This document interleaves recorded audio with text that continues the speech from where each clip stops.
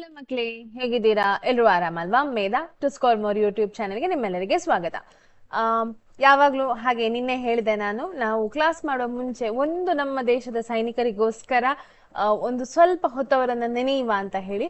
ಹಾಗೆ ನಿಮ್ಗೆಲ್ಲ ಗೊತ್ತಿರುವ ಹಾಗೆ ನಿನ್ನೆ ಆಪರೇಷನ್ ಸಿಂಧೂರ್ ಅನ್ನೋ ಒಂದು ಏರ್ ಸ್ಟ್ರೈಕ್ ಅನ್ನ ನಮ್ಮ ಭಾರತದ ಧೀರ ಮಹಿಳೆಯರು ಸೋಫಿಯಾ ಕುರೇಶಿ ಮತ್ತು ವ್ಯೋಮಿಕಾ ಸಿಂಗ್ ಅನ್ನೋ ಧೀರ ಮಹಿಳೆಯರು ಏರ್ ಸ್ಟ್ರೈಕ್ ಮೂಲಕ ಪಾಕಿಸ್ತಾನದ ಟೆರರ್ ಕ್ಯಾಂಪ್ಗಳನ್ನ ಒಡೆದು ಹಾಕಿದ್ರು ಅಲ್ವಾ. ಅದಕ್ಕೆ ಪ್ರತಿಯಾಗಿ ಅವರು ನಿನ್ನೆ ರಾತ್ರಿ ಏನ್ ಮಾಡಿದ್ದಾರೆ ಅಂತ ಹೇಳಿದ್ರೆ, ನಮ್ಮ ಪೂಂಚ್ ಎಲ್ಲಿ ಪಂಜಾಬ್ನ ಹತ್ರ ಬರುವಂತಹ ಪೂಂಚ್ ಅನ್ನೋ ಪ್ರದೇಶಕ್ಕೆ ಭಾರತೀಯ ನಾಗರಿಕರಿರುವ ಒಂದು ಜಾಗಕ್ಕೆ ಏನ್ ಮಾಡಿದ್ದಾರೆ, ಅಟ್ಯಾಕ್ ಅನ್ನ ಮಾಡಿದ್ದಾರೆ. ಗುಂಡಿನ ಸುರಿಮಳೆಗಳಿಂದ 15 ಜನರ ಪ್ರಾಣ ತ್ಯಾಗ ಮಾಡುವ ಹಾಗೆ ಮಾಡಿದ್ದಾರೆ ಅಲ್ವಾ. ಇದಕ್ಕೆ ನಮ್ಮ ಭಾರತ ಏನು ಸುಮ್ಮನೆ ಇರುವುದಿಲ್ಲ, ನಿಮ್ಗೆಲ್ಲ ಗೊತ್ತಿದೆ. ನಮ್ಮ ಭಾರತ ಅದಕ್ಕೆ ತಕ್ಕ ಉತ್ತರ ಕೊಟ್ಟೇ ಕೊಡ್ತದೆ. ಆದ್ರೆ ಇದನ್ನೆಲ್ಲ ಮಾಡುವಂತಹ ನಮ್ಮ ದೇಶದ ಸೈನಿಕರು ನಮ್ಮವರೇ ಕೆಲವರು ಇದ್ದಾರೆ ಅಲ್ವಾ. ತುಂಬಾ ಜನರು ನಮ್ಮ ಕರ್ನಾಟಕದಿಂದ ಇರಬಹುದು, ಬೇರೆ ಬೇರೆ ರಾಜ್ಯಗಳಿಂದ ನಮ್ಮ ದೇಶದ ಸೈನ್ಯಕ್ಕೆ ಸೇರಿ ನಮ್ಮ ದೇಶವನ್ನ ಕಾಪಾಡ್ತಾ ಇದ್ದಾರೆ. ನಾವು ಇವತ್ತು ನೆಮ್ಮದಿಯಲ್ಲಿ ಒಂದು ಹೊತ್ತು ಮಲಗಬೇಕಾದ್ರೆ ಅವರಲ್ಲಿ ಅದನ್ನ ಅಂದ್ರೆ ಕಣ್ಣಿಗೆ ಎಣ್ಣೆ ಬಿಟ್ಟುಕೊಂಡು ನಮ್ಮ ಗಡಿಯನ್ನ ಕಾಯ್ತಾ ಇರುವಂತಹ ಸೈನಿಕರಿಗೋಸ್ಕರ ಒಂದು ಸ್ವಲ್ಪ ಪ್ರಾರ್ಥನೆಯನ್ನ ಮಾಡುವ. ಅವರಿಗೆ ನಮ್ಮೆಲ್ಲರ ಶಕ್ತಿ ಅವರಿಗೆ ದೇವರು ಆ ಶಕ್ತಿಯನ್ನ ಕೊಡ್ಲಿ. ಹಾಗೆ ಪ್ರತಿಯೊಂದು ಇದರಲ್ಲಿ ಕೂಡ ಸ್ಟ್ರೆಂತ್ ಅನ್ನ ಅವರಿಗೆ ಕೊಡ್ಲಿ ಅಂತ ಹೇಳ್ತಾ ನಾವು ಮುಂದಕ್ಕೆ ಹೋಗುವ. ನಿಮ್ಗೆಲ್ಲ ಗೊತ್ತಿದೆ, ನಾವು ನಿನ್ನೆ ಮೊನ್ನೆಯಿಂದ ನಾವೇನ್ ಮಾಡಿದ್ದೇವೆ, 7ನೇ ತರಗತಿಯ ಗಣಿತದ ಒಂದು ಅಧ್ಯಾಯ, ಹೊಸ ಅಧ್ಯಾಯ, ಅದು ಪೂರ್ಣಾಂಕಗಳು ಅನ್ನೋ ಪಾಠ ಅಲ್ವಾ. ಅದನ್ನ ಶುರು ಮಾಡಿದ್ದೇವೆ. ಹಾಗೆ ನಿನ್ನೆಯ ತರಗತಿಯಲ್ಲಿ ನಾವು ಪೂರ್ಣಾಂಕಗಳ ಗುಣಾಕಾರವನ್ನ ಕಲ್ತಿದ್ದೇವೆ. ಅದರಲ್ಲಿ ನಾನು ಹೇಳ್ತಾ ನಾನು ಹೇಳಿದ ಮತ್ತೆ ಅಭ್ಯಾಸ 1 ಬಾಕಿ ಇದೆ, ಅದನ್ನ ನಾಳಿನ ತರಗತಿಯಲ್ಲಿ ಮಾಡ್ತೇನೆ ಅಂತ. ಸೊ ಇವತ್ತು ಅಭ್ಯಾಸ 1.2 ಏನಿದೆ ಅದನ್ನ ಮಾಡೋಣ. ಇವತ್ತು ತರಗತಿಯಲ್ಲಿ ಇದಿಷ್ಟೇ, 1ರಿಂದ 4 ಪ್ರಶ್ನೋತ್ತರಗಳಿದೆ. ಇದನ್ನ ನಾವು ಇವತ್ತು ಚರ್ಚಿಸೋಣ, ಆಯ್ತಾ. ಸೊ ಹಾಗಾದ್ರೆ ನೀವು ನಿನ್ನೆ ಮಾಡಿದ ಪಾಠ ನೆನಪುಂಟು ಅಂತ ಹೇಳಿ ಭಾವಿಸ್ತೇನೆ. ಪೂರ್ಣಾಂಕಗಳ ಗುಣಾಕಾರವನ್ನ ಕಲ್ತಿದ್ವಿ. ಹಾಗೆ ಅವುಗಳ ಪೂರ್ಣಾಂಕಗಳ ಗುಣಾಕಾರದಲ್ಲಿಯ ಧರ್ಮಗಳನ್ನ ಅಂದ್ರೆ ಏನಿದೆ, ಆವೃತ ಗುಣ ಆಗಿರ್ಬಹುದು, ಪರಿವರ್ತನೀಯ ಗುಣ ಆಗಿರಬಹುದು, ಮತ್ತೆ ಸಹವರ್ತನೀಯ ಗುಣ ಆಗಿರ್ಬಹುದು, ವಿಭಾಜಕತೆಯ ಗುಣ ಆಗಿರಬಹುದು, ಹಾಗೆಯೇ ಪೂರ್ಣಾಂಕಗಳ ಗುಣಾಕಾರದ ಅನನ್ಯತಾಂಶ, ಇದನ್ನೆಲ್ಲವನ್ನ ಕಲ್ತಿದ್ದೇವೆ. ಸೊ ಇವತ್ತಿನ ತರಗತಿಯಲ್ಲಿ ನಾವು ಅದರ ಅಭ್ಯಾಸವನ್ನ ಮಾಡೋಣ. ಈಗ ಮೊದಲಿಗೆ ನೋಡಿ, ಪ್ರತಿಯೊಂದರ ಗುಣಲಬ್ಧವನ್ನ ಕಂಡುಹಿಡಿಯಿರಿ ಅಂತ ಹೇಳಿ ಕೊಟ್ಟಿದ್ದಾರೆ. ಸೊ ಮೊದಲಿಗೆ 3 1 ಎಷ್ಟು ಬರ್ತದೆ ಉತ್ತರ? 3 ಬರ್ತದೆ. ಪ್ಲಸ್ ಹಾಕುದಾ ಮೈನಸ್ ಹಾಕುದಾ? ಒಂದು ಪ್ಲಸ್ ಮತ್ತೊಂದು ಮೈನಸ್ ಇದ್ದಾಗ ಉತ್ತರದಲ್ಲಿ ಯಾವತ್ತು ಮೈನಸ್ ಬರ್ತದೆ. 1 225 225 ಅಲ್ವಾ. 1ರಿಂದ ಗುಣಿಸುವಾಗ ಏನ್ ಬರ್ತದೆ, ಅದೇ ಉತ್ತರ ಬರ್ತದೆ. ಆದ್ರೆ ಇಲ್ಲಿ -1ರ ಹತ್ರ ಮೈನಸ್ ಇರುವ ಕಾರಣ ಉತ್ತರದಲ್ಲಿ -225 ಬರ್ತದೆ. 21 30 ಎಷ್ಟು? ಇದನ್ನ ಮಾಡಿ ನೋಡ್ಬೇಕು ನಾವು. 21 31 ಎಷ್ಟು ಅಂತ 30 ಎಷ್ಟು ಅಂತ ಹೇಳಿ.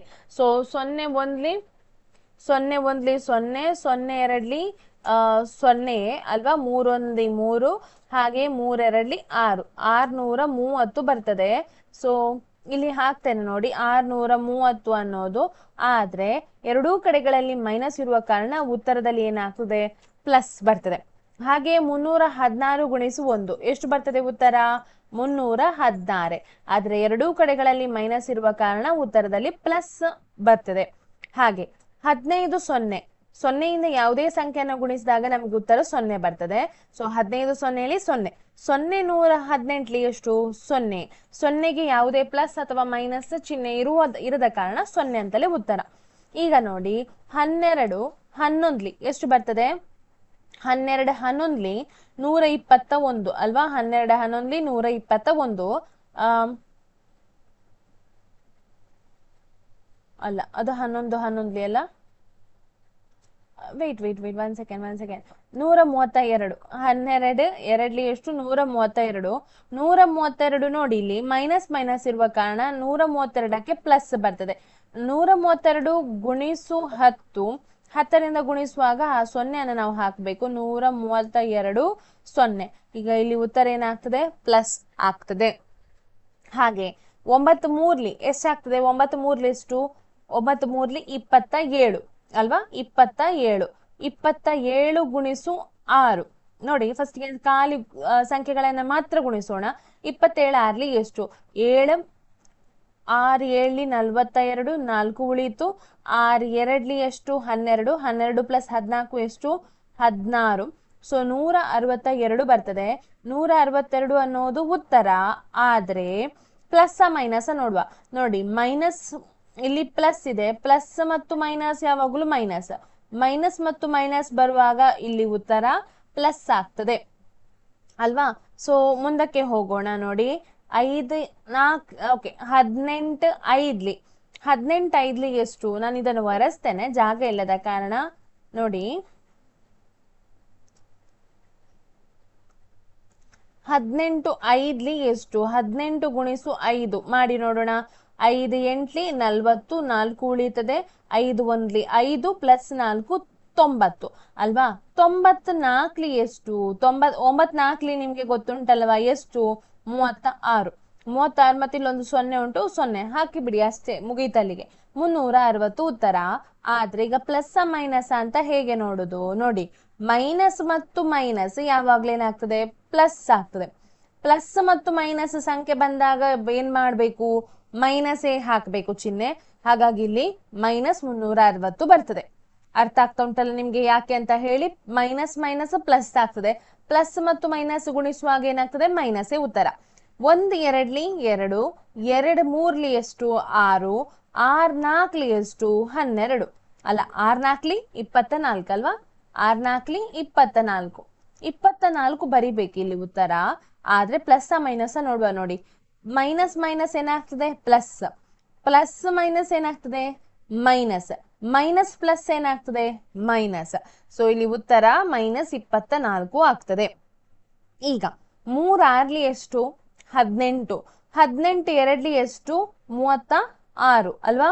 36 ಬರ್ತದೆ. 36 1 ಎಷ್ಟು 36. ಈಗ ಚಿಹ್ನೆ ನೋಡಿ, ಮೈನಸ್ ಮೈನಸ್ ಏನಾಗ್ತದೆ ಪ್ಲಸ್ ಆಗ್ತದೆ, ಪ್ಲಸ್ ಮೈನಸ್ ಏನಾಗ್ತದೆ ಮೈನಸ್ ಆಗ್ತದೆ, ಪುನಃ ಮೈನಸ್ ಮೈನಸ್ ಏನಾಗ್ತದೆ ಪ್ಲಸ್ ಆಗ್ತದೆ. ಹಾಗಾಗಿ ಉತ್ತರ ಪ್ಲಸ್ 36. ಇದು ಹೇಗೆ ಅಂತ ಗೊತ್ತಾಗಿರ್ಬಹುದು ನಿಮ್ಗೆ ಈಗಷ್ಟಾಗ್ಲೇ. ಸೊ ಇದನ್ನ ಇನ್ನೊಮ್ಮೆ ನೋಡಿ, ನಿಮ್ಮಷ್ಟಕ್ಕೆ ನೀವು ಮಾಡಿ. ಓಕೆ, ಸೊ ಮುಂದಕ್ಕೆ ಹೋಗೋಣ. ಮುಂದಿನವುಗಳನ್ನ ಪರೀಕ್ಷಿಸಿ ಅಂತ ಹೇಳಿದ್ದಾರೆ. ಇದನ್ನ ನಾವೀಗ ಪರೀಕ್ಷಿಸ್ಬೇಕು. ನೋಡಿ 18 ಗುಣಿಸು 7 ಪ್ಲಸ್ ಮೈನಸ್ 3. ಈಗ ನಾವ್ ಯಾವತ್ತು ಇದನ್ನ ಸಾಲ್ವ್ ಮಾಡುವಾಗ ಏನ್ ಮಾಡ್ಲಿಕ್ಕೆ, ಮೊದಲಿಗೆ ದೊಡ್ಡ ಬ್ರಾಕೆಟ್ ಅನ್ನ ತೆಗೆಯುವುದಲ್ವಾ. ಚೌಕಾವರಣ ಏನಿದೆ ಅದು ದೊಡ್ಡ ಬ್ರಾಕೆಟ್ ಆಗ್ತದೆ. ಸೊ 18ನೇ ನಾನು ಹಾಗೆ ಬರಿತೇನೆ. 7 ನೋಡಿ ಇಲ್ಲಿ ಮೈನಸ್ ಮತ್ತೆ ಪ್ಲಸ್ ಇರುವ ಕಾರಣ ಯಾವತ್ತು ಪ್ಲಸ್, ಸಾರಿ ಮೈನಸ್ ಮತ್ತು ಪ್ಲಸ್ ಇರುವ ಕಾರಣ ಮೈನಸ್ ಅಲ್ವಾ. 7ರಿಂದ 3 ತೆಗೆದಾಗ ಎಷ್ಟು ಉಳಿತದೆ 4. ದೊಡ್ಡ ಸಂಖ್ಯೆ ಚಿಹ್ನೆ, 7 ಅನ್ನೋದು ದೊಡ್ಡ ಸಂಖ್ಯೆ, ಅದಕ್ಕೆ ಪ್ಲಸ್ ಚಿಹ್ನೆ. 18 ಗುಣಿಸು 4 ಎಷ್ಟು ಬರ್ತದೆ 18 4 ಎಷ್ಟು 4 8 32, 3 ಉಳಿತು. 4 1 4 ಪ್ಲಸ್ 3 7, 72 ಬರ್ತದೆ ಅಲ್ವಾ. 72 ಉತ್ತರ. ಇಲ್ಲಿ ನೋಡಿ ಮತ್ತೆ ಇದನ್ನ ಹಾಗೆ ಬರ್ತದ ನೋಡುವ. 18 7 ಎಷ್ಟು ಬರ್ತದೆ 18 ಗುಣಿಸು 7, 8 7 ಎಷ್ಟು 50, 49, 7 49, 56, 5 ಉಳಿತದೆ. 7 1 ಎಷ್ಟು 7, 7ಕ್ಕೆ 5 ಸೇರಿಸಿ ನೋಡೋಣ ಎಷ್ಟು ಬರ್ತದೆ 12 ಬರ್ತದೆ. 126 ಬರ್ತದೆ. 126 ಪ್ಲಸ್ ಚಿಹ್ನೆ, ಪ್ಲಸ್ ಚಿಹ್ನೆ ಉಂಟು, ಅದನ್ನ ಇಲ್ಲಿ ಹಾಕಿದ್ ನಾನು ಪ್ಲಸ್. ಈಗ 8 3 ಎಷ್ಟು 18 3 ಎಷ್ಟು 18 3 ಎಷ್ಟು 3 8 24, 2 ಉಳಿತು ಅಲ್ವಾ. 3 1 3 ಪ್ಲಸ್ 2 5 ಅಲ್ವಾ. 54 ಬರ್ತದೆ. 54 ಆದ್ರೆ ಇಲ್ಲಿ ಮೈನಸ್ ಇರುವ ಕಾರಣ ಮೈನಸ್ 54 ಬರ್ತದೆ. ಮೈನಸ್ ಮತ್ತು ಪ್ಲಸ್ ಇದ್ದಾಗ ನೋಡಿ, ನಾನು ಸ್ವಲ್ಪ ಈಚೆ ಬರ್ತೇನೆ, ಅಲ್ಲಿ ಜಾಗ ಸಾಕಾಗುದಿಲ್ಲ. ಮೈನಸ್ 54 ಬರ್ತದೆ. ಮೈನಸ್ ಮತ್ತು ಪ್ಲಸ್ ಇದ್ದಾಗ ನಾವ್ ಏನ್ ಮಾಡ್ಲಿಕ್ಕೆ, ಕಳಿಲಿಕ್ಕೆ 226ರಿಂದ 54 ಕಳಿಬೇಕು. 6ರಿಂದ 4 ತೆಗೆದ್ರೆ 2, ಇದು 5ರಿಂದ 2ರಿಂದ 5 ಹೋಗುದಿಲ್ಲ, ಹಾಗಾಗಿ 12ರಿಂದ 5 ತೆಗೆದ್ರೆ 2. ಎಷ್ಟು ಉತ್ತರ ಬರ್ತದೆ 72. ಚಿಹ್ನೆ ಯಾವುದು ಹಾಕುದು, ದೊಡ್ಡ ಸಂಖ್ಯೆಯ ಚಿಹ್ನೆ ಅಂದ್ರೆ 126ರ ಚಿಹ್ನೆ, ಅದ್ರ ಚಿಹ್ನೆ ಪ್ಲಸ್ ಇರುವ ಕಾರಣ ಉತ್ತರ 72 ಬರ್ತದೆ ಅಲ್ವಾ. ಇದು ಈಸಿ ಉಂಟು ನಮಗೆ. ಈಗ ಮುಂದಕ್ಕೆ ಹೋಗೋಣ. ನೋಡಿ ಮುಂದಿನ ಪ್ರಶ್ನೆ ಅದೇ ರೀತಿ ಮಾಡ್ಲಿಕ್ಕೆ. -21 ಗುಣಿಸು -4 ಪ್ಲಸ್ -6 ಅಂದರೆ ಈ -21 ಗುಣಿಸು -4 ಪ್ಲಸ್ -21 ಗುಣಿಸು -6. ಈಗ ಇದನ್ನ ಹಾಗೆಯೇ ಬರಿತೇನೆ, -21 ಹಾಗೆಯೇ ಬರಿತೇನೆ, ಗುಣಿಸು 4 ಪ್ಲಸ್ ನೋಡಿ 4 ಇಲ್ಲಿ ಏನಾಗ್ತದೆ ಅಂತ ಹೇಳಿದ್ರೆ ನಾನು ಒಂದು ಈ ಫಸ್ಟಿಗೆ ಈ ಬ್ರಾಕೆಟ್ ಅನ್ನ ತೆಗಿತೇನೆ. -4 ಮೈನಸ್ ಪ್ಲಸ್ ಯಾವತ್ತು -6 ಆಯ್ತಾ, ಇದು -21 ಹಾಗೇ ಇದೆ, ಗುಣಿಸು ನೋಡಿ ಮೈನಸ್ ಮೈನಸ್ ಇದ್ದಾಗ ನಾವ್ ಯಾವತ್ತು ಏನ್ ಮಾಡ್ಲಿಕ್ಕೆ ಕೂಡಿಸ್ಲಿಕ್ಕೆ 4 + 6 ಎಷ್ಟು 10 ಅಲ್ವಾ, 10 ಬರ್ತದೆ. ಹಾಗಾದ್ರೆ ಉತ್ತರ ಏನಾಗ್ತದೆ 21 10 210. ಆದ್ರೆ ಮೈನಸ್ ಮೈನಸ್ ಇರುವ ಕಾರಣ ಗುಣಿಸುವಾಗ ಯಾವತ್ತು ಪ್ಲಸ್ ಹಾಕ್ಲಿಕ್ಕೆ. ಇಷ್ಟು ಆಯ್ತಲ್ವಾ. ಈಗ ಬಲಬದಿಗೆ ಬರೋಣ ಬನ್ನಿ. 21 4 ಎಷ್ಟಾಗ್ತದೆ 21 4 84 ಆಗ್ತದೆ ಅಲ್ವಾ. ಗುಣಿಸುದು ಡೈರೆಕ್ಟ್ ಆಗಿ ಗುಣಿಸುದು ನಾನು ಹೇಗೆ 4 1 4 4 2 8 ಅಂತ ಹೇಳಿ. ಸೊ 84 ಆಗ್ತದೆ. ಮೈನಸ್ ಮೈನಸ್ ಇರುವ ಕಾರಣ ನೋಡಿ ಇಲ್ಲಿ ಮತ್ತು ಮೈನಸ್ ಇಲ್ಲಿ ಮೈನಸ್ ಇರುವ ಕಾರಣ ಉತ್ತರಕ್ಕೆ ಪ್ಲಸ್ 84 ಬರ್ತದೆ. ಪ್ಲಸ್ ಆಯ್ತಾ, ಇದು ಪ್ಲಸ್ ನಾವು ಹಾಕುದಿಲ್ಲ. ಪ್ಲಸ್ ಇಲ್ಲಿ ನೋಡಿ 21 6 ಎಷ್ಟು 21 6 ಎಷ್ಟು 6 1 6 6 2 12 226. ಮೈನಸ್ ಮೈನಸ್ ಇಲ್ಲಿ ಕೂಡ ಮೈನಸ್ ಮೈನಸ್ ಇರುವ ಕಾರಣ ಪ್ಲಸ್ ಬರ್ತದೆ. ಇದೆರಡನ್ನ ಕೂಡಿಸಿ ನೋಡಿ 126ಕ್ಕೆ 84 ಕೂಡಿಸಿದಾಗ ಎಷ್ಟು ಬರ್ತದೆ 6ಕ್ಕೆ 4 ಕೂಡಿಸಿದಾಗ 10 ಬರ್ತದೆ. 1 ಉಳಿಯಿತು. 8ಕ್ಕೆ 2 ಕೂಡಿಸಿದಾಗ 10 ಪ್ಲಸ್ 1 12 ಸಾರಿ 11 ಅಲ್ವಾ 11 ಬರ್ತದೆ. ಮತ್ತೆ ಇಲ್ಲಿ 1 ಉಳಿತದೆ. 1 + 1 2 ಸೊ 212 ಬರ್ತದೆ. ಇಲ್ಲಿ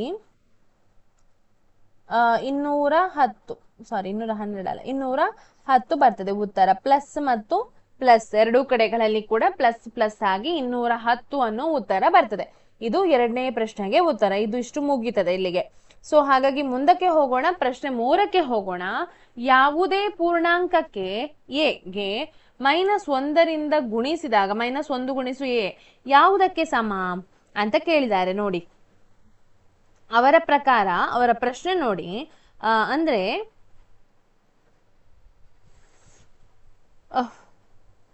ನೋಡಿ ಯಾವುದಕ್ಕೆ ಒಂದು -1ಕ್ಕೆ ಎ ಅನ್ನ ಗುಣಿಸಿದಾಗ ಬರುವ ಉತ್ತರ ಏನಾಗ್ತದೆ -a ಆಗ್ತದೆ. ಅಂದ್ರೆ ನೋಡಿ -1 ಗುಣಿಸು ಎ 1ರಿಂದ ಗುಣಿಸಿದಾಗ ಸಂಖ್ಯೆ ಅದೇ ಬರಬೇಕು, ಆದ್ರೆ ಬರುವಾಗ ಉತ್ತರ ಮೈನಸ್ ಅನ್ನು ಹೊಂದಿರ್ತದೆ. ಯಾಕೆ ನಾವು ಸಂಖ್ಯೆ 1ರಿಂದ ಗುಣಿಸುವ ಕಾರಣ. ಸೊ ಉತ್ತರ -aಗೆ ಸಮ. ಇಲ್ಲಿ ನೋಡಿ ಎರಡನೇ ಪ್ರಶ್ನೆ ನೋಡಿ. ಎರಡನೇ ಪ್ರಶ್ನೆ ಏನ್ ಹೇಳ್ತದೆ -1ರೊಂದಿಗೆ ಮುಂದಿನ ಗುಣಲಬ್ಧವನ್ನ ನೀಡುವ ಪೂರ್ಣ ಅಂಕಗಳನ್ನ ನಿರ್ಧರಿಸಿ. ಅಂದ್ರೆ ಯಾವ ಸಂಖ್ಯೆಯನ್ನ ತಕೊಂಡು -1ಕ್ಕೆ ಗುಣಿಸಿದಾಗ -22 ಉತ್ತರ ಬರ್ತದೆ ಅಂತ ನೋಡಿ. ಇಲ್ಲಿ ನಾನು ತಕೊಳ್ತೇನೆ ಎಕ್ಸ್ ಅಂದ್ರೆ ನಮ್ಗೆ ಯಾವ ಸಂಖ್ಯೆ ಅಂತ ಗೊತ್ತಿಲ್ಲ. ಗುಣಿಸು -1 ಅಂದ್ರೆ ನಮ್ಗೆ ಉತ್ತರ 22 ಬರ್ಬೇಕು. ಈಗ ಇದೇನಾಗ್ತದೆ ಇಲ್ಲಿ ಎಕ್ಸೇ ಉಳಿತದೆ.